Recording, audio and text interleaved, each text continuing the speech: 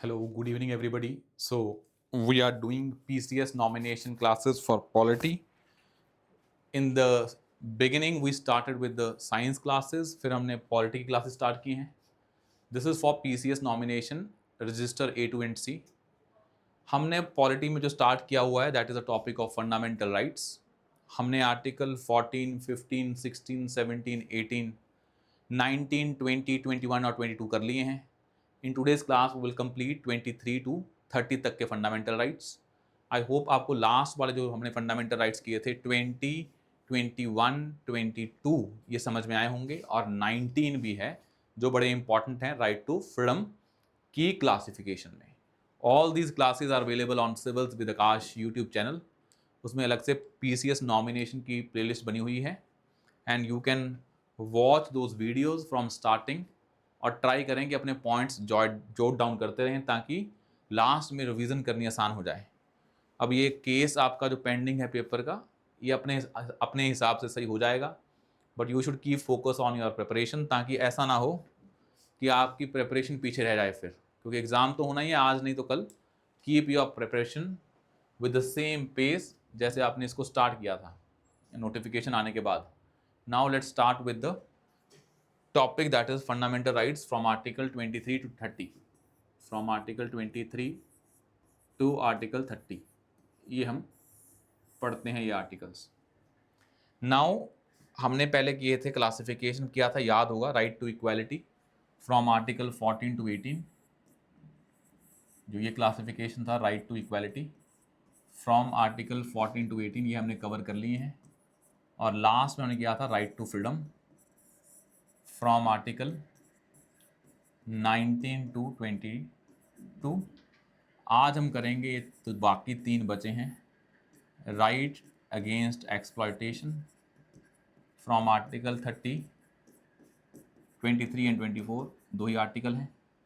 फिर right to freedom of religion जो secularism की बात करता है. Right to freedom of religion जो किसकी बात करता है, सेकुलरिज्म की, फ्रॉम आर्टिकल 25 टू 28. और फिर लास्ट में बचता है राइट जो हैं कौन से, कल्चरल एंड एजुकेशनल राइट्स. ये हैं article 29 to 30. These are the 5 classification as per the constitution. अब हम करते हैं 23 से 30 starting with article 23 and 24 right against exploitation. और मैंने आपको ये पहले बताया हुआ है कि जो राइट अगेंस्ट एक्सप्लॉयटेशन है इसमें 2 आस्पेक्ट्स हैं. पहला आस्पेक्ट है एक्सप्लॉयटेशन का, दैट आपको कुछ ऐसा नहीं करना है, that includes trafficking in human beings, या फिर फोर्स्ड लेबर या बेगर. तो ये आर्टिकल 23 में एक तो trafficking in human beings ban की है और एक है फोर्स्ड लेबर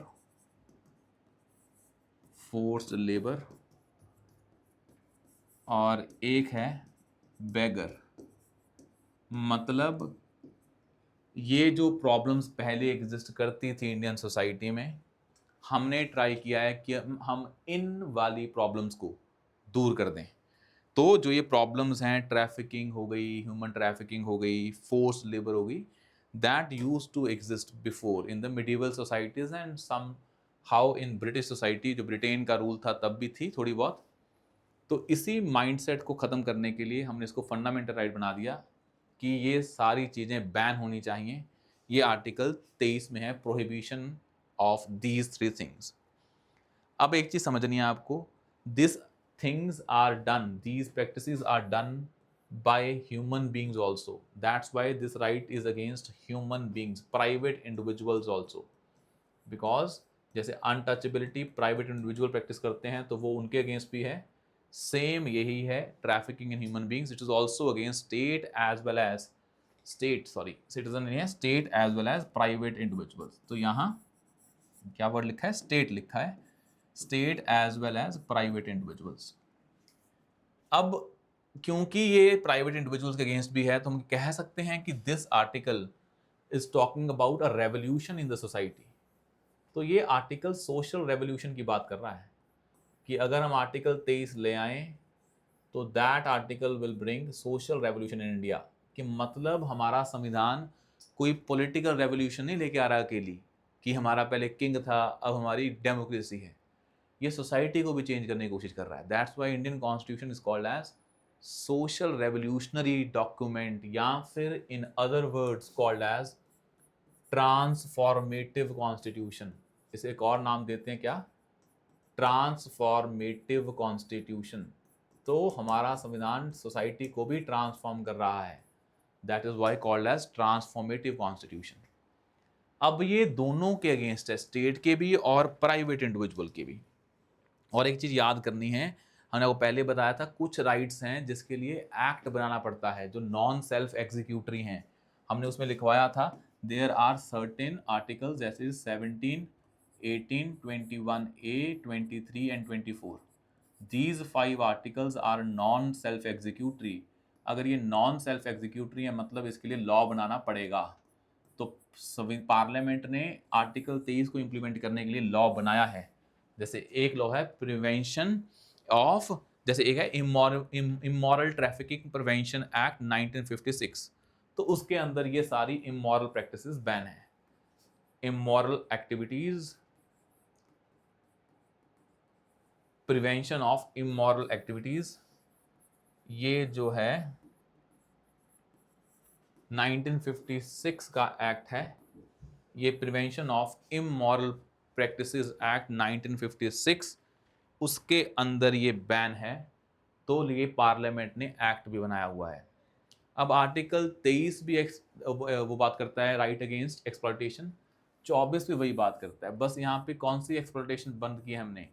चाइल्ड लेबर वाली। इस आर्टिकल में लिखा है कि हम जो भी बच्चे हैं अप टू 14 ईयर्स, उन 14 साल तक के बच्चों से हम काम नहीं करवाएंगे। कौन सी इंडस्ट्री में?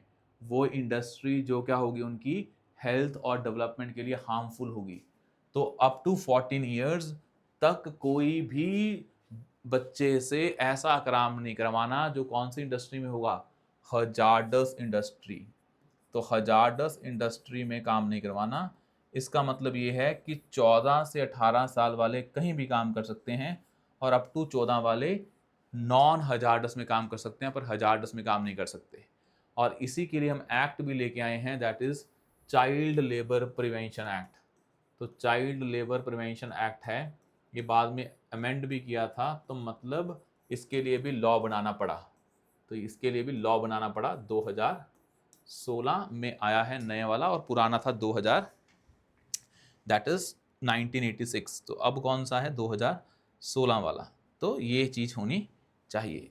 तो हमें इतना पता है बस ये दो आर्टिकल्स में कि ये नॉन सेल्फ एग्जीक्यूटरी हैं, और ये किसके अगेंस्ट हैं? सिटीजन के अगेंस्ट भी हैं और प्राइवेट इंडिविजुअल के अगेंस्ट भी हैं, और इसके लिए लॉ भी बने हुए हैं बिकॉज ये नॉन सेल्फ एग्जीक्यूटरी हैं।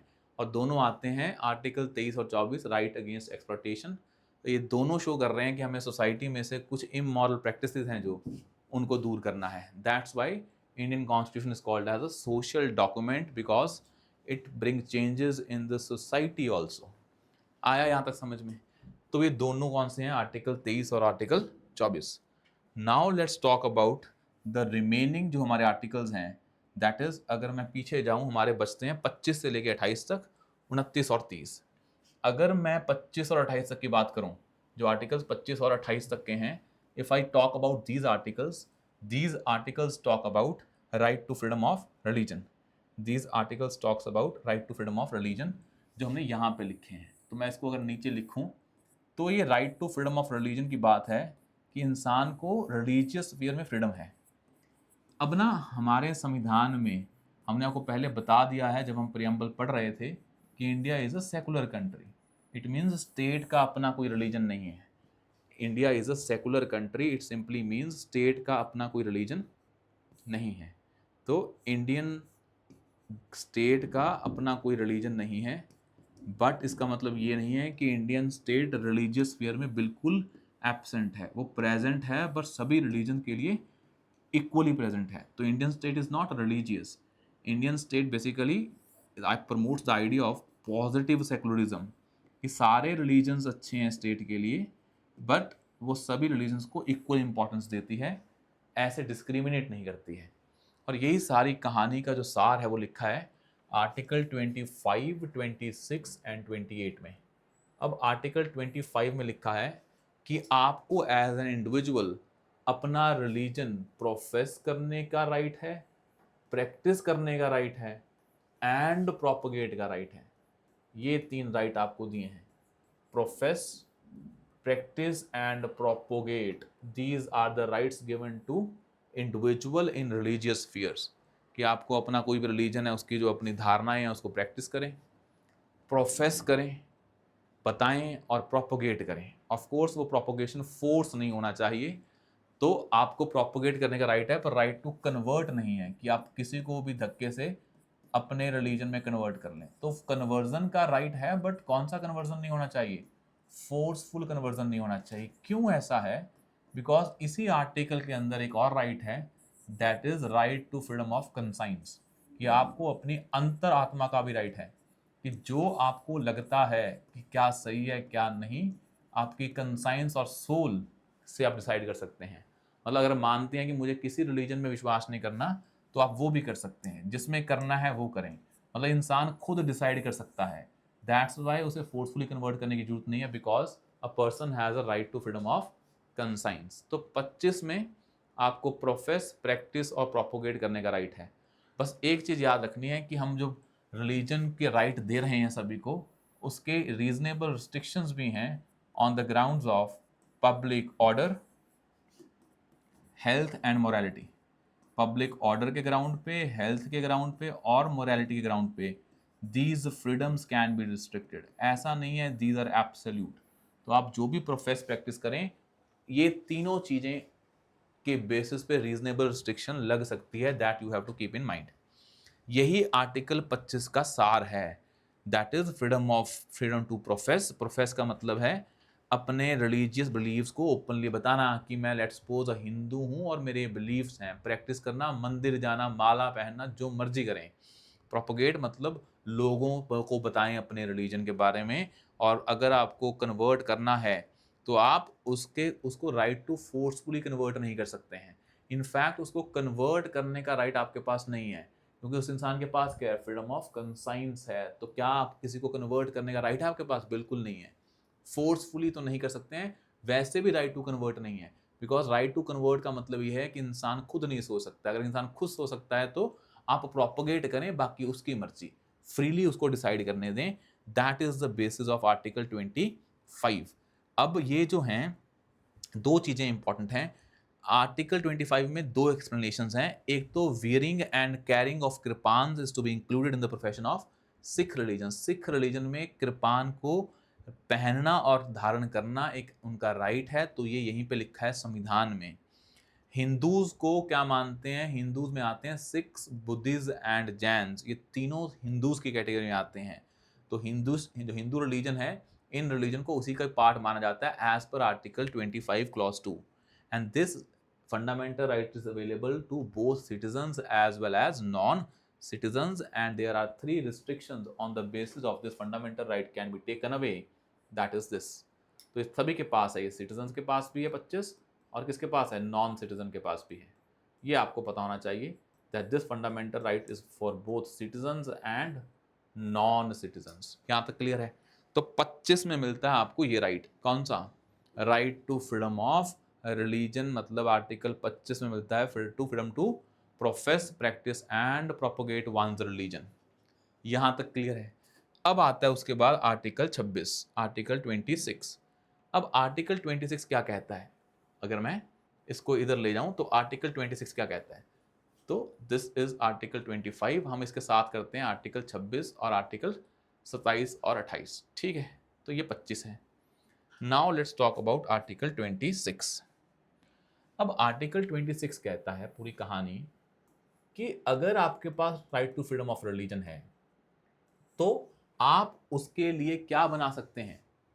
आप उसके लिए एसोसिएशन तो बनाएंगे ना। तो अगर रिलीजन का राइट है तो रिलीजन को संभालता कौन है? Religious institutions. तो रिलीजियस डिनोमिनेशंस को भी हमने अलाउ किया है right to form religious denominations for religious and charitable purposes. क्योंकि जब रिलीजन आता है तो वहाँ इंसानियत की बात होती है, तो वहाँ पे डिस्पेंसरीज खोली जाती हैं, एजुकेशन इंस्टीट्यूशन खोले जाते हैं। For charitable purposes also this fundamental right is given to religious denominations. तो हर रिलीजन की अपनी डिनोमिनेशंस हैं, वो आर्टिकल 26 में कवर्ड है। और एज पर दिस आर्टिकल अगर हम एक चीज़ समझें कि आप हर रिलीजन को अपने इंस्टीट्यूशन मैनेज करने का और इस्टेब्लिश करने का राइट है। मतलब ये रिलीजियस इंस्टीट्यूशंस वो लोग अपने हिसाब से कैन मैनेज ओन अफेयर्स, अपने हिसाब से चलाएंगे। इसमें कौन इंटरफेयर नहीं करेगा? स्टेट इंटरफेयर नहीं करेगा। मतलब इस रिलीजियस नॉमिनेशंस में रिजर्वेशन नहीं लगती है, ये रिलीजियस इंस्टीट्यूशंस खुद अपना डिसाइड करेंगे। इनफैक्ट ये रिलीजियस इंस्टीट्यूशन रिलीजन के बेसिस पे भी क्या कर सकते हैं, जॉब्स दे सकते हैं इस रिलीजियस डिनोमिनेशंस में, because it is a religious denomination. तो यहाँ रिलीजन के बेसिस पे डिस्क्रिमिनेशन कौन कर सकता है? Religious denomination. स्टेट इंटरफेयर नहीं करेगी इसमें रिजर्वेशन के फॉर्म में, चाहे वो रिलीजियस क्या है इंस्टीट्यूशंस हैं, ये आपको ध्यान में रखना है। और आर्टिकल जो 26 है, it is also restricted on the ground of public health, morality and public order. Health and morality, ये तीनों ग्राउंड पे रिस्ट्रिक्ट किया जा सकता है। सबसे इंपॉर्टेंट जो चीज़ है वो ये है कि इन इंस्टीट्यूशंस को के पास क्या है? Right to property as a fundamental right. इनके पास राइट टू प्रॉपर्टी क्या है? एज अ फंडामेंटल राइट है। Right to property as a fundamental right है किसके पास? To these religious institutions. हमने कल पढ़ा था ना कि आर्टिकल 19 में, article 19 clause 1 sub clause F है, जो पहले वो राइट टू प्रॉपर्टी हुआ करता था, अब वो फंडामेंटल राइट नहीं है, वो आर्टिकल 300A में आता है। We discussed about that thing, but वो लोगों के लिए है, वो फंडामेंटल राइट नहीं है राइट टू प्रॉपर्टी। अब वो कॉन्स्टिट्यूशनल राइट है जो अदर देन फंडामेंटल राइट्स में है। But for religious institutions right to property is a fundamental right under article 26। तो उन्हें हम ये बता दिया है। अब बच्चे पूछते हैं कि भाई फंडामेंटल राइट टू प्रॉपर्टी है आपके पास, ये फंडामेंटल राइट में लिखा है फॉर रिलीजियस इंस्टीट्यूशंस, बाकी लिखे हैं 300A में। बस फर्क इनमें दोनों में ये है कि अगर आपका वो फंडामेंटल राइट है तो सरकार जब आपसे वो लैंड लेगी तो सरकार को कंपनसेशन देना मस्ट है। मस्ट मतलब दोनों राइट में, चाहे वो फंडामेंटल हो चाहे वो लीगल राइट हो, दोनों में प्रॉपर्टी ली जा सकती है। बस in case of fundamental right, because it is your fundamental right, state has to give compensation if they acquire your property, if this right is your fundamental right। अगर वो legal right है तो वहाँ compensation देना जरूरी नहीं होता है। वो बात अलग है कि state दोनों केसेस में आज देती है compensation, पर कल को चाहे तो वो ना भी दे तो कोई कुछ कह नहीं सकता, बिकॉज वो आपका फंडामेंटल राइट नहीं है। That is important. ये आर्टिकल 26 की कहानी। अब आती है कहानी आर्टिकल 27 और 28 की। तो हम करते हैं आर्टिकल 27 और 28। Let's go and talk about article 27 and 28। Article 27 में एक चीज लिखी है बड़ी इंपॉर्टेंट, क्योंकि ना जब मुगल्स थे तो रिलीजियस बेसिस पे टैक्स लगते थे। There was a one tax by the name called as जजिया। एक टैक्स होता था ना जजिया। अब वो टैक्स जजिया लगता था नॉन मुस्लिम्स पे। It means that tax was for a particular religion या फिर particular religious communities, not for all. अब वो नॉन मुस्लिम्स पे लग रहा है जजिया, it means state is imposing tax on a particular religion. तो हमने एक चीज ऐड की 27 में कि सरकार कोई भी स्टेट कोई भी ऐसा टैक्स नहीं लगाएगी which can be use to promote a particular religion. तो मतलब उन्होंने बोला कि हम कोई ऐसा टैक्स नहीं लगाएंगे जो किसी एक पर्टिकुलर रिलीजन पे लगे और एक पर्टिकुलर रिलीजन को प्रमोट करे। मतलब रिलीजियस बेसिस पे टैक्स नहीं लगाना है। Tax should be applied uniformly, because India is basically the idea of secular country. तो गवर्नमेंट टैक्स लगाया वो सभी पे लगेगा, अगर लगेगा, अगर नहीं लगेगा तो किसी पे नहीं लगेगा। और उस टैक्स को हम किसी एक रिलीजन के लिए यूज नहीं करेंगे। अगर हमने कोई टैक्स लगाया है उसको सभी के लिए यूज करेंगे। दो एस्पेक्ट्स हैं, किसी एक कम्युनिटी पे टैक्स नहीं लगाओगे और जो टैक्स लगाओगे वो किसी एक कम्युनिटी के लिए यूज नहीं करोगे। These are the two aspects when it comes to right to freedom of religion under article 27। यही कहानी है। अब सुप्रीम कोर्ट ने बोला एक होता है टैक्स और एक होती है फीस। एक कहानी है कि भाई क्या टैक्स है और क्या है फीस। अब जो टैक्स है ना, अगर आप इसको समझने की कोशिश करें, टैक्स अलग चीज है। फी है, फॉर एग्जांपल आप किसी रिलीजियस सेंटर पे गए, मानो टेंपल पे गए, उस रिलीजियस जो वो टेंपल है उसको मेंटेन करने के लिए कई बार फी लग सकती है। मान लो आप गए, आपकी पार्किंग फी है, आप गए, आपने पर्ची कटा के दर्शन किए, that fee is used for the maintenance of that temple complex. It is just for the maintenance of temple. It has nothing to do with a thing that is done under a tax system. Tax is basically a money of a people to be spent on people. उसका concept अलग है, दोनों में पैसे involve हैं, पर tax का concept अलग है, fee का अलग है, because tax is basically you are imposing on somebody for a public welfare. यहाँ पे टेम्पल में जो फीस लगा रहे हैं उसका पब्लिक वेलफेयर गोल नहीं है, उसका गोल है to maintain that temple complex. तो फी आप किसी पर्टिकुलर रिलीजन पे लगा सकते हैं for the maintenance of that religion, but tax नहीं लगा पाएंगे। टैक्स का गोल बहुत अलग होता है if you understand the basis of कि टैक्स किसका होता है और किसके लिए यूज होता है। This is the article 27 of the constitution.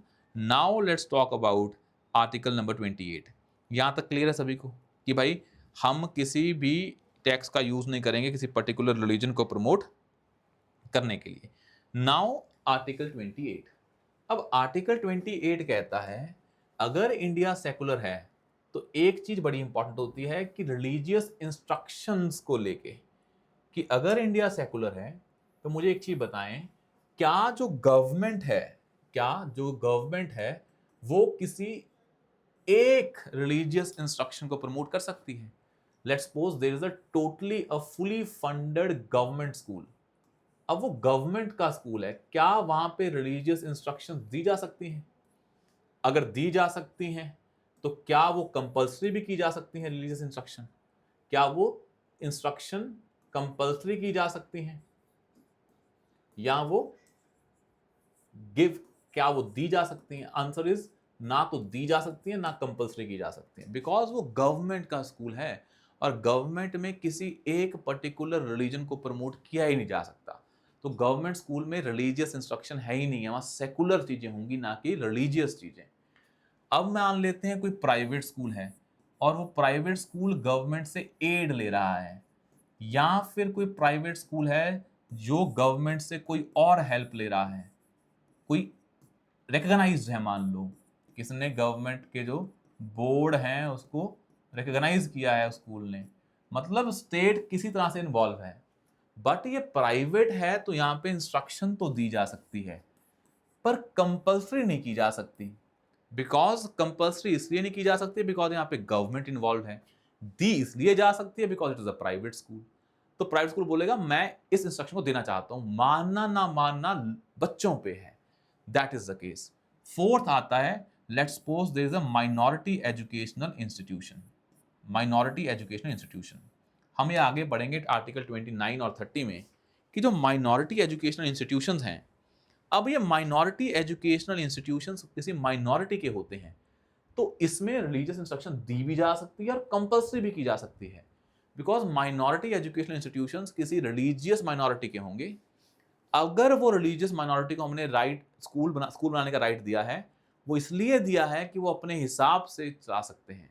अगर वो अपने हिसाब से चला सकते हैं तो अपने हिसाब से रिलीजियस इंस्ट्रक्शंस भी दे सकते हैं और उनको कंपल्सरी भी कर सकते हैं।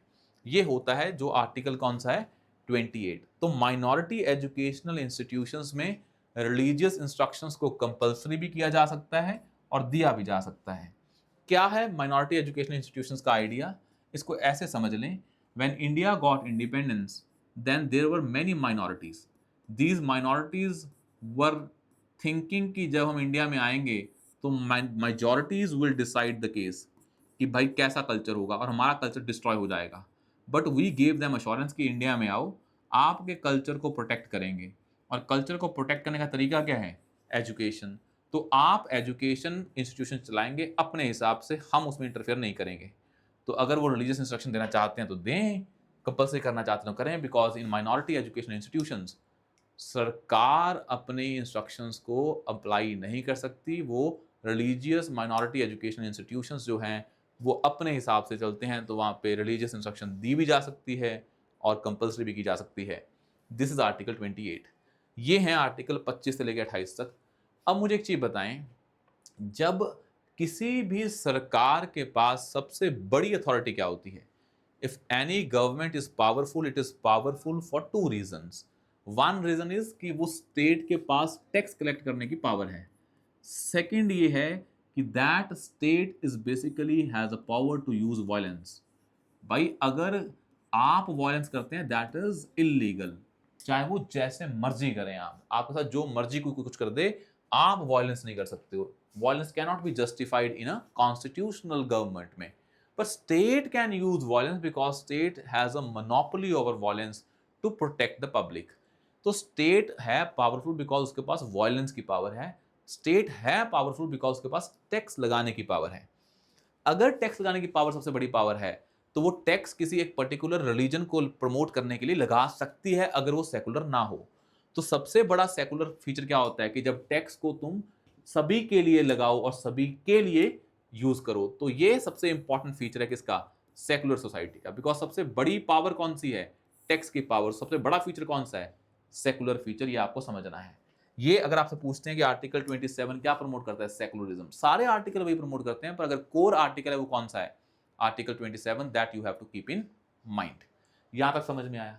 अब हम करते हैं, दो बचे हैं, आर्टिकल 29 और article 30। Article 29 and article 30, let's discuss about these two articles. अब आर्टिकल 29 और 30 क्या कहता है।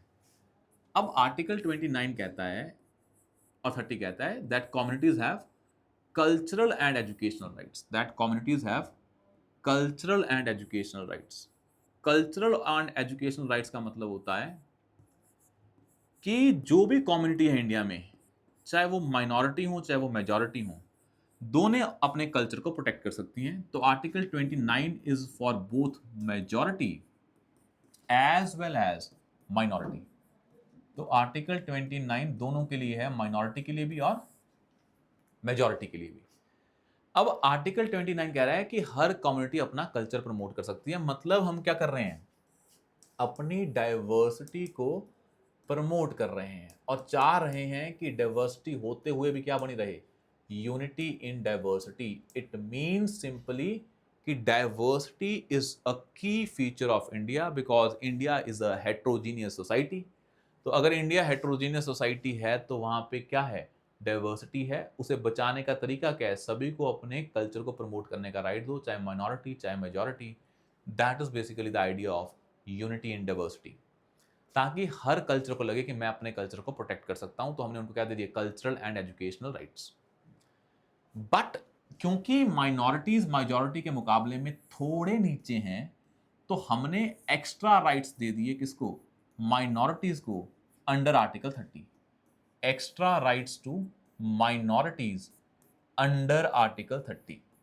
क्या राइट दिए कि भाई आप अपने क्या बना सकते हो, माइनॉरिटी एजुकेशनल इंस्टीट्यूशंस। और ये माइनॉरिटी एजुकेशनल इंस्टीट्यूशंस में आप जो भी करोगे अपने हिसाब से करोगे, स्टेट विल नॉट इंटरफेयर। तो यहाँ ना तो क्या लगती है, रिजर्वेशन लगती है, या ना सिलेबस डिसाइड होता है। ये खुद अपना सिलेबस डिसाइड करेंगे, खुद फीस डिसाइड करेंगे, खुद एडमिशन डिसाइड करेंगे, खुद क्या करेंगे, रिलीजियस इंस्ट्रक्शन देनी है कि नहीं, सब कुछ खुद डिसाइड करेंगे। State has no control over these minority educational institutions. MEIs, it means they are autonomous and independent in their own functioning. But एक इंपॉर्टेंट चीज है कि जब आप ये कर रहे हैं, सुप्रीम कोर्ट की जजमेंट है, आप कुछ ऐसा ना करें कि जिससे आप इस इंस्टीट्यूशंस को चलाते चलाते माइनॉरिटीज को भूल जाएं जिसके लिए आपने बनाया है, और आप क्या लगाने लग जाएं, कैपिटेशन फीस, मतलब डोनेशन। मतलब आप देखें कि बहुत सारे क्रिश्चियन स्कूल्स हैं, for example saint Joseph, saint Xavier's, these are minority educational institutions because Christians are minorities. अब क्रिश्चियंस ने स्कूल बनाए और जब स्कूल इतने फेमस हो गए तो इनका गोल ये तो दूर ही रह गया कि हमें अपना कल्चर प्रोटेक्ट करना है। इनको था कि अब डिमांड ज़्यादा है तो इन्होंने अपने हिसाब से फीस लगानी डिसाइड करनी स्टार्ट कर दी, डोनेशन डिसाइड कर दी। तो उसे सुप्रीम कोर्ट ने बोला आप डोनेशंस नहीं ले सकते हो, आप जो करना है करें अपने कल्चर को बचाने के लिए, because we gave you these rights to protect your culture but now you are misusing that power. तो supreme court put a restriction on these minority educational institutions. अब एक चीज आती है, एक केस था TM पाई केस, उसमें बोला गया यही कहानी कि आप कैपिटेशन फीस नहीं लगाएंगे, यही कहानी टीएम पाई केस था कि आपको फ्रीडम दी है, उस फ्रीडम का कोई गोल था, आपको फ्रीडम दी, आप गोल भूल गए, उस फ्रीडम को किसी और पर्पस के लिए यूज कर रहे हैं। That is the basic issue. और एक और चीज बोली, there was one case called as Saint Stephen versus Delhi university case. According to this case of saint Stephen versus DU, the supreme court said that because saint Stephen is a minority education institutions, अब ये institutions में वो कह रहे हैं कि आप जिसको मर्जी एडमिशन दें, पर एक काम करें कि अपने जो भी आपकी माइनॉरिटीज हैं जिसके लिए आपने बनाया है, उनको 50% तक रखें और बाकियों को भी दें, क्योंकि आपका कल्चर तो मेजॉरिटी से बच जाएगा, सभी को ले आएंगे तो यूनिटी एंड डाइवर्सिटी हो जाएगी। तो जो दो गोल्स हैं, यूनिटी एंड डाइवर्सिटी, अगर उसको भी इंश्योर करना है और आपको अपने कल्चर को भी प्रोटेक्ट करना है, तो आप एक काम कर सकते हैं, 50% तक अपने बच्चे रखें माइनॉरिटीज के, ताकि आपको लगे कि हमारे जो इंस्टीट्यूशन है उसमें माइनॉरिटीज, हमारे जो बच्चे हैं हमारी कम्युनिटी के, वो भी आए और बाकी भी आए, ताकि यूनिटी एंड डाइवर्सिटी भी प्रमोट हो पाए। That was the idea given by supreme court, और ये इंप्लीमेंट भी हम करते हैं। बट एक चीज आप देख रहे हैं कि माइनॉरिटी एजुकेशन इंस्टीट्यूशन में कौन बना रहे हैं इंस्टीट्यूशंस, माइनॉरिटीज बना रही हैं। And in India these minorities are basically only of two types as per constitution. Either the minorities can be religious or the minorities can be linguistic. These are only two types of minorities recognized by the constitution of India. ये दो तरह के minorities हैं, religious और linguistic। ये आया समझ में? अब ये माइनॉरिटीज सेंटर लेवल पे डिसाइड नहीं होती हैं, स्टेट लेवल पे भी डिसाइड होती हैं। For example in Punjab, Punjabi language is in majority, Urdu और हिंदी माइनॉरिटी में होगी, तो लिंग्विस्टिक माइनॉरिटीज पंजाब में अलग होंगी। फॉर एग्जांपल इंडिया लेवल पे Hindus are in majority, but in Punjab Hindus are in minority. तो ये सेंटर लेवल पे भी होती हैं, स्टेट लेवल पे भी होती हैं। सेंटर ने अभी तक लिंग्विस्टिक बेसिस पे माइनॉरिटीज को रिकॉग्नाइज नहीं किया, बिकॉज अगर लैंग्वेज के बेसिस पे रिकॉग्नाइज करना स्टार्ट कर दिया तो बहुत सारी माइनॉरिटीज आ जाएंगी। अभी हमने सिर्फ रिलीजियस बेसिस पे किया है, एंड देयर आर 6 कम्युनिटीज जिसको हम क्या मानते हैं, माइनॉरिटीज मानते हैं। That is Muslims, Jain, Sikh, Buddhist, Parsis, Zoroastrians या Christians. These are the 6 minorities as per the recognition given by the government। हमने अभी तक सेंटर लेवल पे सिर्फ रिलीजियस माइनॉरिटीज को माना है। यहां तक क्लियर है? तो article 29 is for both majority and minority. Article 30 is only for minorities and they can establish minority educational institutions for that purpose. आया समझ में? अब हम देखते हैं, ये हमने फंडामेंटल राइट्स पढ़ लिए। अब फंडामेंटल राइट्स जो हमने पढ़े हैं, अब एक फंडामेंटल राइट है आगे जाके, दैट इज आर्टिकल 32। ये कहता है कि जो फंडामेंटल राइट्स हैं उसको तुम इन्फोर्स करवाने के लिए कहां जा सकते हो? Supreme court. भाई फंडामेंटल राइट फंडामेंटल इसी सेंस में है कि अगर फंडामेंटल राइट्स वॉलेट होते हैं then you can directly go to supreme court. तो फिर आप डायरेक्टली कहां जा सकते हैं? सुप्रीम कोर्ट जा सकते हैं, because these rights are supreme. तो फिर आपके पास सुप्रीम अथॉरिटी के पास जाने की पावर भी होनी चाहिए। And who is the supreme authority in the domain of judiciary? It is the supreme court of India. तो कौन है supreme court of India? Supreme authority in the domain of judiciary. अब वो जाएंगे, कैसे जाएंगे? उसके लिए क्या फाइल करेंगे? रिट्स। रिट्स मतलब a power that used to be with king. जब वो रिट इशू करता था तो उस रिट के कारण उसके पास पावर आती थी कि अब वो जजमेंट दे सकता है। तो ये रिट्स दे रखी हैं कि इन रिट्स के बेसिस पे कौन जस्टिस देगा? Supreme court. और आप इन्हीं रिट्स के बेसिस पे पहले क्या डालेंगे? पिटीशन।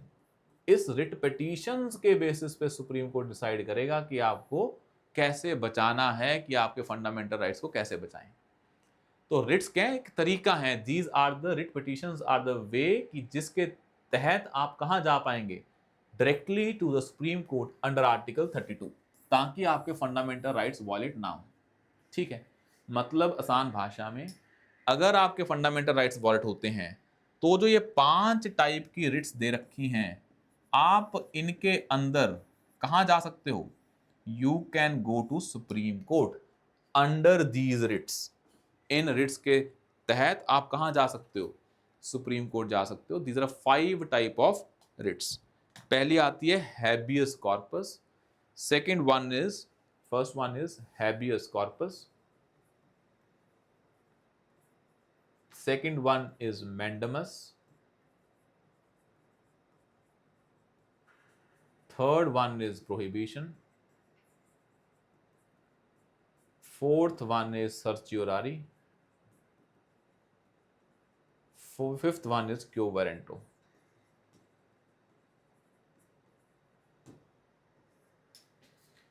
इन 5 रिट्स को समझते हैं क्या क्या हैं ये।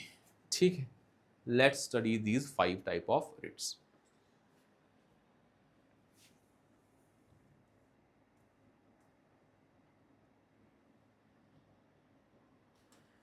पहला है हैबियस कॉर्पस, दूसरा है mandamus, prohibition, certiorari and quo warranto.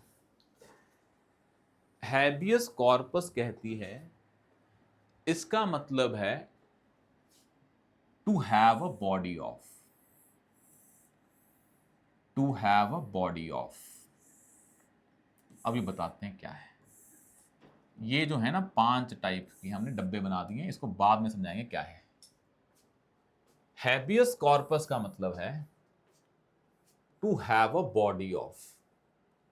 ये तब फाइल करते हो आप जब कोई आपको डिटेन कर ले, इलीगली।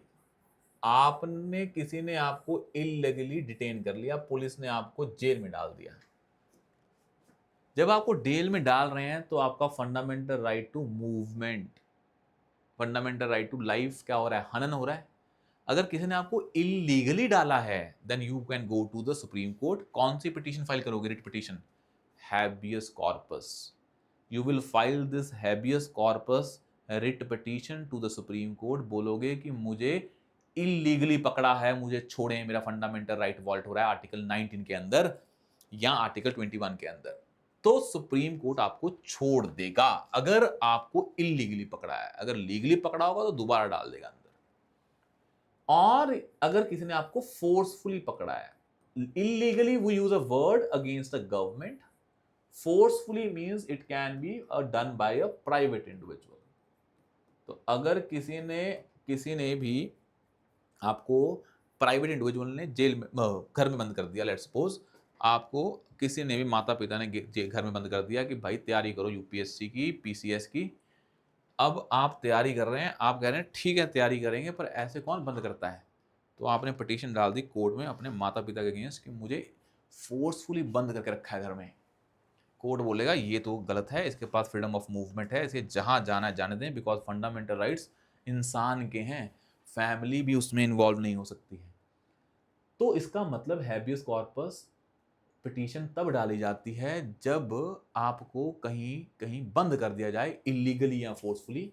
इसलिए इसका मतलब क्या है? To have a body of, to have a body of, कि उस इंसान की बॉडी लेके आए, जिंदा ऐसे नहीं खत्म करके, तो इंसान को लेके आए, फिर लेके आए, फिर कोर्ट देखेगा इसको सही पकड़ा है कि नहीं।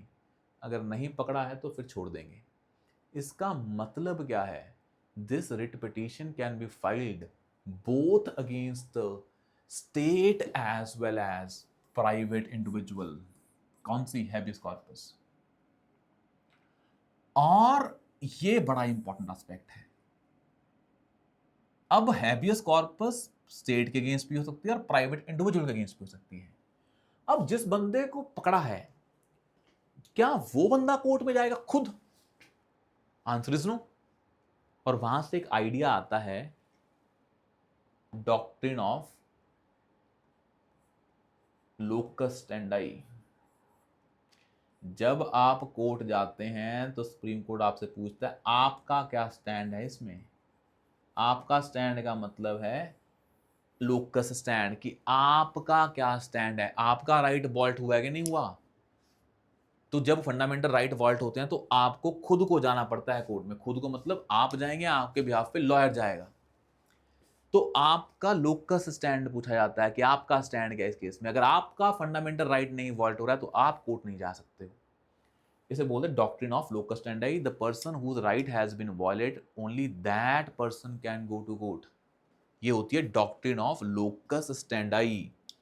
अगर ये डॉक्ट्रिन ऑफ लोकस स्टैंडाई है, क्या इस केस में जब आपको इलीगली और फोर्सफुली पकड़ाएगा क्या आप खुद कोर्ट जा पाएंगे? Answer is no. तो यहां पे लोकस स्टैंडाई की डॉक्ट्रिन अप्लाई नहीं होती है। मतलब यहां पे कोई और बंदा भी जा सकता है bye filing public interest litigation. आपके बिहाफ पे कोई और जा सकता है, आप नहीं जा सकते, कोई दिक्कत नहीं है। तो in habeas corpus public interest litigation भी फाइल हो सकती है और प्राइवेट के अगेंस्ट भी हो सकती है। ये मैंने इसलिए लिखवाया कि जो बाकी ये पिटीशंस हैं ये स्टेट के अगेंस्ट होती हैं और ये पिटीशंस में लोकस स्टैंडाई लगता है, बस लास्ट वाली में नहीं लगता है। तो यहां पे भी पीपीएल फाइल हो सकती है। तो अगर मैं पांचों को ड्रॉ किया तो मैंने देखा इन हैबियस कॉर्पस स्टेट के अगेंस्ट भी हो सकती है ये फाइल और प्राइवेट के अगेंस्ट भी। बाकी सारी पिटीशन जो है वो स्टेट के अगेंस्ट होती हैं। और जो हैबियस कॉर्पस है ये, इसमें डॉक्ट्रिन ऑफ लोकस स्टैंडाई नहीं लगता है। मतलब पब्लिक इंटरेस्ट लिटिगेशन, मतलब पब्लिक के इंटरेस्ट में भी ये फाइल की जा सकती है। मतलब प्राइवेट इंडिविजुअल भी फाइल कर सकता है आपके बिहाफ पे। अगली तीन में लोकस स्टैंडाई लगता है और लास्ट वाले में भी लोकस स्टैंडाई नहीं लगता। मतलब आपके राइट के वायलेशन के लिए कोई और फाइल कर सकता है और उसे बोल देते हैं पब्लिक इंटरेस्ट लिटिगेशन। मतलब जब लिटिगेशन फाइल की जाती है तो कोई बोलता है कि मैंने फाइल किया है, इससे मेरा राइट वर्ट नहीं हो रहा, पर मैंने पब्लिक के इंटरेस्ट में या किसी और के इंटरेस्ट में फाइल किया, that is called as PIL. यहां तक क्लियर है? हमने एक पढ़ लिया हैबियस कॉर्पस का मतलब क्या होता है। Now let's talk about the other four types of writ petitions, that is mandamus, prohibition, certiorari and quo warranto. इसको भी देख लेते हैं। जो मैंडमस है ये कहती है, ये कमांड करती है। इसका मतलब क्या है मैंडमस का? मैंडमस मतलब we command. Mandamus means we command. अब इसका मतलब क्या है भाई? जो स्टेट है इसको बोला जाता है कि आप ऐसा करें या आप ऐसा ना करें।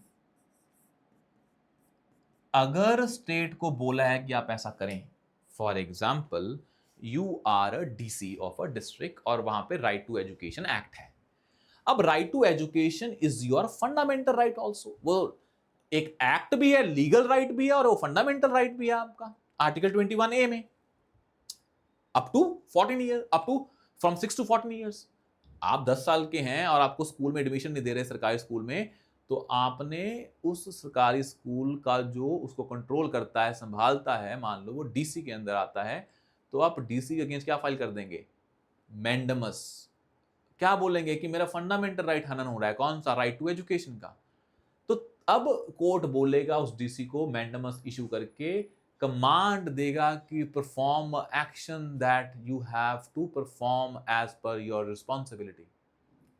और अगर मान लो कोई ऑफिशियल वो काम कर दे जिसके लिए उसके पास पावर नहीं है और उससे आपका फंडामेंटल राइट वॉलेट हो जाए, then also you can file a mandamus writ petition so that court can command a person do not do that thing which is not under your power because that has violated a fundamental right of an individual। तो ये petitions file करते हो जब आपके fundamental rights violate होते हैं।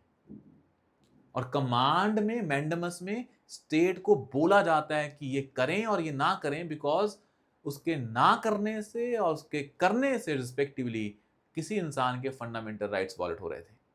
This is basically a mandamus. It is against the state only, and you have to go to the court because your fundamental rights have been violated.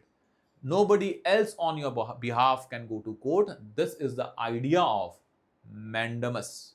आया समझ में? अगला है prohibition, फिर है certiorari, फिर है quo warranto. When it comes to prohibition and certiorari are linked to each other. Let's see that. Prohibition and certiorari are linked to each other. ये दोनों देखते हैं। क्या आपको यहां तक क्लियर है हैबियस कॉर्पस और मैंडमस? ये हमने दो पढ़ लिए हैं। Now let's see the talk about जो हमें पढ़ना है प्रोहिबिशन और सर्चियोरारी। इसको देख लेते हैं क्या है ये। अब ना ये इशू की जाती हैं judicial and quasi judicial bodies के against. prohibition and certiorari are issued against quasi judicial bodies as well as judicial bodies. इसका मतलब क्या है? ये जुडिशियल नेचर की बॉडीज के अगेंस्ट फाइल की जाती है।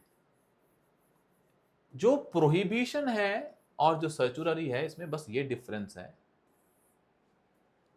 ये डिफरेंस बताता हूं, पहले ये बता दूं क्या होती है क्वाज़ाई जुडिशियल बॉडीज। भाई जुडिशियल बॉडीज हैं जैसे for example high court, supreme court, these are judicial bodies. They work under the civil procedure code. हमारे कोड्स बने हुए हैं जैसे भारतीय न्याय संहिता, ये इन कोड्स के बेसिस पे काम करती हैं। क्वाज़ाई जुडिशियल बॉडीज हैं जो जुडिशरी जैसा काम करती हैं, पर उसके करने का तरीका उन कोड्स पे डिपेंड नहीं है। वो बाकी प्रिंसिपल्स ऑफ नेचुरल जस्टिस के बेसिस पे काम करती हैं कि न्याय होना चाहिए, पर वो प्रोसेस फॉलो नहीं करेंगे जैसे जजेस जुडिशरी करती है कि वकील करें, लॉ लेके आए, क्या लिखा है क्या नहीं लिखा है। ब्रॉड लेवल पे देखती हैं ये बॉडीज, उसे बोलते हैं क्वाज़ाई जुडिशियल बॉडीज। जैसे एक बॉडी है नेशनल ग्रीन ट्रिब्यूनल, ये एनवायरमेंट वाले मुद्दे सुनती है, पर ये जुडिशियल बॉडी नहीं है। क्या है ये? क्वाज़ाई जुडिशियल बॉडी, क्योंकि यहाँ पे जजेस भी होते हैं और एक्सपर्ट्स भी होते हैं। यहाँ ये प्रिंसिपल ऑफ नेचुरल जस्टिस के बेसिस पे क्या करती हैं? जजमेंट देती हैं। तो यहाँ सिर्फ जज नहीं होते, बाकी भी होते हैं, और ये जुडिशरी के प्रोसीजर्स के बेसिस पे काम नहीं करती, उन्हें बोल देते हैं क्वाज़ाई जुडिशियल बॉडीज। यहां तक क्लियर है क्या होती हैं क्वाज़ाई जुडिशियल बॉडीज और क्या होती हैं जुडिशियल बॉडीज? अब मुझे एक चीज बताएं सिंपल सी, अगर मान लो इन जुडिशियल और क्वाज़ाई जुडिशियल बॉडीज ने कुछ ऐसा काम किया जो ये करने के लिए अलाउड नहीं थी, मतलब इन्होंने अपनी पावर से ज्यादा काम कर दिया। इन अदर वर्ड्स, इनके पास वो काम करने की पावर नहीं थी। अगर मान लो इन्होंने वो केस सुनना स्टार्ट कर दिया और अभी जजमेंट नहीं आई, और दूसरी पॉसिबिलिटी क्या है कि सुन भी लिया और जजमेंट भी दे दी, दोनों केसेस में गलत है बिकॉज उनके पास वो पावर है ही नहीं है। एक में वो भी केस सुन रहे हैं, एक में उन्होंने जजमेंट दे दी है।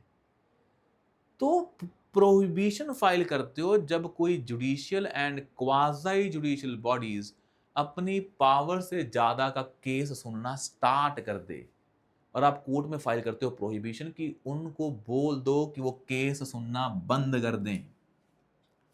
और अगर मान लो किसी बॉडी ने, जुडिशियल और क्वाज़ाई जुडिशियल बॉडी ने जजमेंट दे भी दी उस मैटर पे जिसके लिए उनके पास पावर नहीं थी, तो आप कोर्ट में फाइल करते हो सर्चियोरारी और बोलते हो कि प्रोसेस बंद तो क्या ही करना, क्योंकि अब तो जजमेंट दे दी है, जजमेंट क्वैश कर दो।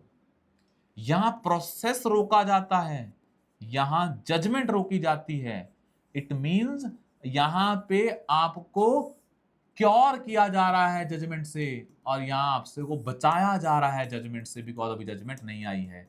तो prohibition is preventive in nature and certiorari is curative in nature. This is the difference between prohibition and certiorari. अगली बचती है क्यो वारंटो। इसको समझते हैं क्या है पूरी कहानी क्यो वारंटो की। क्यो warranto, what is your warrant? What is your warrant?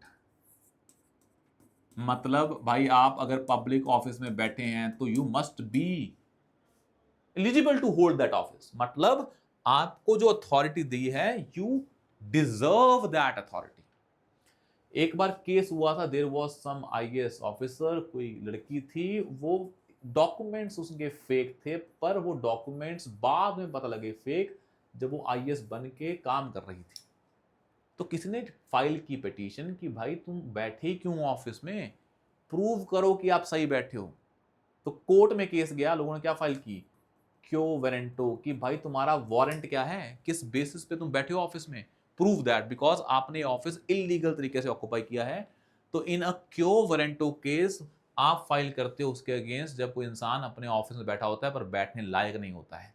तो आप सुप्रीम कोर्ट जाते हो, बोलते हो क्यो वारंटो फाइल की, मुझे इस बंदा जो है ये बंदा काम कर रहा है इसकी अथॉरिटी नहीं है, और इसके काम करने से मेरे क्या वॉलेट हो रहे हैं फंडामेंटल राइट्स। बिकॉज ये पिटीशन आप कब डालते हो सारी? जब आपके क्या वॉलेट हो रहे होते हैं, कॉमन चीज क्या है, फंडामेंटल राइट्स।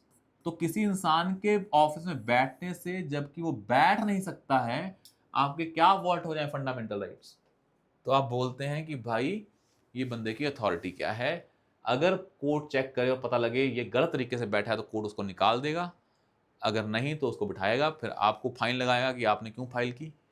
पर कहने का मतलब क्या है, इसे क्या चेक करते हैं कि what is your authority, that is the most important thing. और इसी आर्टिकल को 32 को हम बोल देते हैं right to constitutional remedies. Right to constitutional remedies मतलब आपको बचाने के लिए फंडामेंटल राइट्स को हमने क्या बनाया, article 32, that is right to constitutional remedies. आया समझ में, आर्टिकल 32 ये है। तभी बोलते हैं this article 32 is a heart and soul of constitution, because इसके बिना फंडामेंटल राइट्स का कोई मतलब नहीं है। बिकॉज चाइना में भी फंडामेंटल राइट्स लिखे हुए हैं, पर उनके पास क्या नहीं है, ऐसा आर्टिकल 32 नहीं है जिसके अंदर आप कहाँ जा पाओ, सुप्रीम कोर्ट जा पाओ। तो क्या ही फायदा फंडामेंटल राइट्स का, अगर आप उन फंडामेंटल राइट्स को जाके कोर्ट में इन्फोर्स ही नहीं करवा सकते। That's why this article gives a teeth to all fundamental rights to bite. तो बाकी फंडामेंटल राइट्स को टीथ देता है बाइट करने के लिए। इनके बिना फंडामेंटल राइट्स का कोई मतलब है नहीं है। And indirectly this article implicitly क्या बोल रहा है कि जुडिशियल रिव्यू की पावर है किसके पास, सुप्रीम कोर्ट के पास। तो article 32 talks about indirectly the power of judicial review, because under these petitions you can go to the judiciary to enforce your fundamental rights and judiciary has to do that. अब एक difference और है, let's suppose आपके fundamental rights violate हो गए। अगर आपके fundamental rights violate हुए हैं, then you can go to directly to supreme court. You can directly go to supreme court, but you can also go to high court. आपको हमने ये बोल दिया कि अगर आपके फंडामेंटल राइट्स वॉलेट हो रहे हैं, then you have a right to go to supreme court directly. आपकी मर्जी है, आप जाना चाहें आप हाई कोर्ट भी जा सकते हैं, बट आपको ऑप्शन दिया है हमने। और सुप्रीम कोर्ट ये राइट्स इन्फोर्स करेगा ही करेगा, वो ये नहीं बोल सकता मैं नहीं करूंगा। हाई कोर्ट जाएंगे तो वो मना कर सकता है, बिकॉज हमने सुप्रीम कोर्ट को बनाया है क्या, प्रोटेक्टर ऑफ फंडामेंटल राइट्स।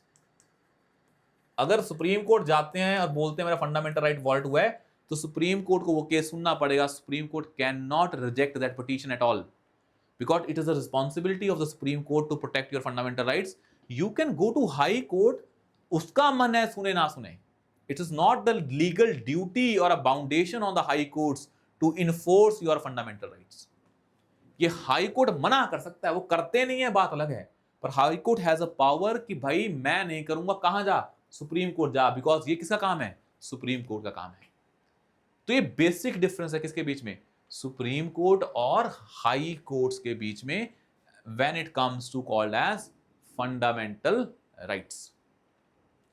तो फंडामेंटल राइट्स का सबसे कोर एस्पेक्ट क्या है, आर्टिकल 32। हमने 14 पढ़ा, 15 पढ़ा, ये फंडामेंटल राइट्स देते हैं, बट ये फंडामेंटल राइट्स इनफोर्स कैसे करवाओगे 32 के अंदर।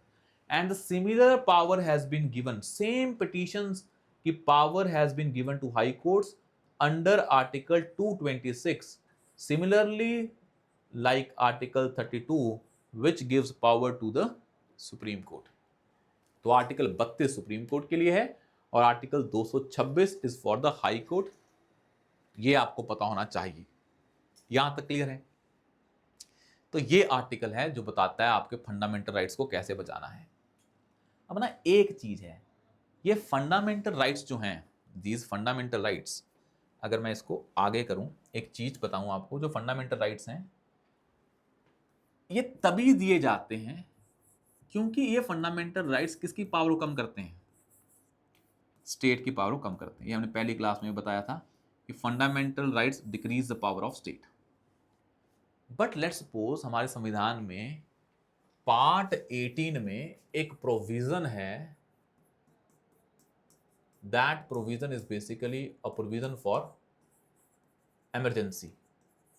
अगर देश पे कोई आपातकालीन सिचुएशन आती है, तो क्या उस आपातकालीन सिचुएशन में स्टेट की पावर कम होनी चाहिए या ज्यादा? ज्यादा होनी चाहिए। और स्टेट की पावर को कम कौन करता है? Fundamental rights. तो अगर ये पावर बढ़ानी है तो क्या कम करने पड़ेंगे? Fundamental rights. तो during national emergency fundamental rights क्या हो जाते हैं? सस्पेंड हो जाते हैं। ये समझ में आया? During national emergency, during emergency, national emergency की बात करूं, आगे पढ़ेंगे हम क्या है ये, पर जब इमरजेंसी लगती है तो क्या सस्पेंड हो जाते हैं? Fundamental rights. उसमें तीन चीजें हैं, याद रखें कि जो आर्टिकल 20 और 21 हमने पढ़ा है, these rights are so supreme even during emergency these rights cannot be suspended। Emergency के टाइम पे ये राइट्स को सस्पेंड नहीं कर सकते हो। और जो आर्टिकल 19 है वो सस्पेंड हो सकता है।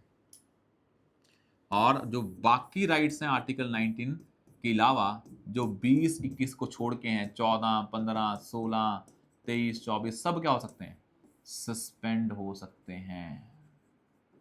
मतलब in short, during emergency article 21 और आर्टिकल 20 को छोड़ के all other fundamental rights can be suspended। You have to keep that thing in mind। आया समझ में यहां तक? Is that clear? हम रिवाइज कर लेते हैं हमने आज क्या क्या पढ़ा है। नेक्स्ट क्लास में will start with union executive, state executive, legislature, फिर हो जाएगा हमारी पॉलिटी खत्म, फिर जुडिशरी। बस यही टॉपिक है, union parliament, state legislature, union executive, state executive, supreme court and high court, फिर हमारा खत्म हो जाएगा।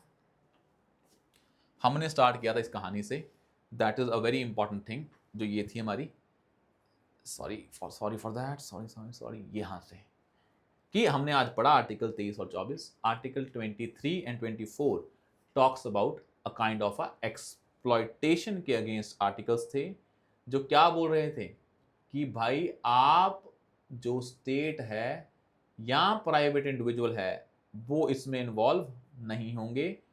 एक था आर्टिकल 23 अगेंस्ट जो ह्यूमन ट्रैफिकिंग वाली कहानी है, और जो आर्टिकल 24 था that was basically against the idea कि चाइल्ड लेबर बंद करनी है। फिर आता है article 25, 26, 27, 28। Article 25 deals with the right to freedom of to profess, practice and propagate one's religion, और एक मिलता है right to freedom of conscience. तीन ग्राउंड्स हैं, public health, public order, health and morality, उसके बेसिस पे इसको रिस्ट्रिक्ट किया जा सकता है। 26 में रिलीजियस डिनोमिनेशन बनाने का राइट है ताकि आप रिलीजन को चला पाएं। उनके पास अपने तरह से रिलीजियस डिनोमिनेशन को चलाने का राइट है फॉर चैरिटेबल पर्पसेज ऑल्सो। एक उनके पास क्या है? Right to property as a fundamental right भी है, जो आपको ध्यान में रखना है। आर्टिकल 27 डील्स विद, कि जो आर्टिकल 27 है वो टैक्स को लेके बोलता है कि आप कोई ऐसा टैक्स नहीं लगाएंगे जिसका यूज़ किसी एक पर्टिकुलर रिलीजन के लिए होगा, या आप एक पर्टिकुलर रिलीजन पे टैक्स नहीं लगाएंगे, because tax is the most important power of the state that should not be misused to promote a particular religion. Article 28 says that religious instructions government school में दी ही नहीं जा सकती, बिकॉज गवर्नमेंट्स हमारी क्या है? सेकुलर है। प्राइवेट स्कूल हैं अगर वो एडेड हैं और रिकग्नाइज्ड हैं तो दी जा सकती है, पर वो कंपलसरी नहीं की जा सकती, बिकॉज गवर्नमेंट का एंगल भी है इसमें। फिर आता है माइनॉरिटी एजुकेशनल इंस्टीट्यूशन में तो इंस्ट्रक्शंस दी भी जा सकती हैं और कंपलसरी की भी जा सकती हैं। फिर आया था 29 और 30। 29 article talks about majorities and minorities, उनके कल्चरल राइट्स को प्रोटेक्ट करने की बात है। और जो आर्टिकल 30 है it is talk about minorities, specifically उनको एक्स्ट्रा राइट्स दिए गए हैं कि वो अपने एजुकेशनल इंस्टीट्यूशंस को अपने हिसाब से चला पाएंगी। पर सुप्रीम कोर्ट की दो जजमेंट्स हैं, एक TMA पाई केस, उसमें बोला है कि जिसके लिए बनाए हैं वो इंस्टीट्यूशन उसी के लिए यूज़ करें, ऐसा ना हो उसको बाद में पैसा कमाने का साधन बना लें। तो आप कोई भी डोनेशंस नहीं लगा सकते, बाकी जो करना है आप करें। एक और बोला था कि आप अपने इंस्टीट्यूशंस में 50% अपने बच्चे रखें कम्युनिटी के, बाकी 50% और रखें, बिकॉज अगर माइनॉरिटी को अपने कल्चर को बचाना है तो यूनिटी एंड डाइवर्सिटी का आइडिया भी प्रमोट करना है। दोनों को बैलेंस किया सुप्रीम कोर्ट ने in a very important case called as Saint Stephen versus Duke case. ये आपको पता होना चाहिए। After that we started with the idea of writ petitions under article 32 of the constitution. ये हमने पढ़ा। There are 5 type of writs, habeas corpus, mandamus, prohibition, certiorari and quo warranto. ये 5 तरह की रिट्स हमने पढ़ी कि कौन फाइल कर सकता है, किसके अगेंस्ट हो सकती है, वो हमने देखा हैबियस कॉर्पस की पिटीशन प्राइवेट के अगेंस्ट भी हो सकती है, हैबियस कॉर्पस में लोकस स्टैंडी अप्लाई नहीं होता है, क्यो वारंटो में भी अप्लाई नहीं होता है, बाकी सभी में वही है कि स्टेट के अगेंस्ट है सारे, और इन तीनों में क्या लगता है लोकस स्टैंडी का प्रिंसिपल। क्या होता है लोकस स्टैंडी का प्रिंसिपल? कि जिस इंसान का राइट वर्ल्ड हुआ है वही कहाँ जा सकता है, कोर्ट में जा सकता है। एंड वी स्टडीड अबाउट कि it this part is basically a heart and soul of the constitution. अब हम करेंगे इसके बाद नेक्स्ट क्लास में union executive, state executive, legislature and judiciary. And I hope आपको ये समझ आ रहा होगा। If you still have any doubt तो you can mention in the comment section. Thank you so much, will see you soon in the next session.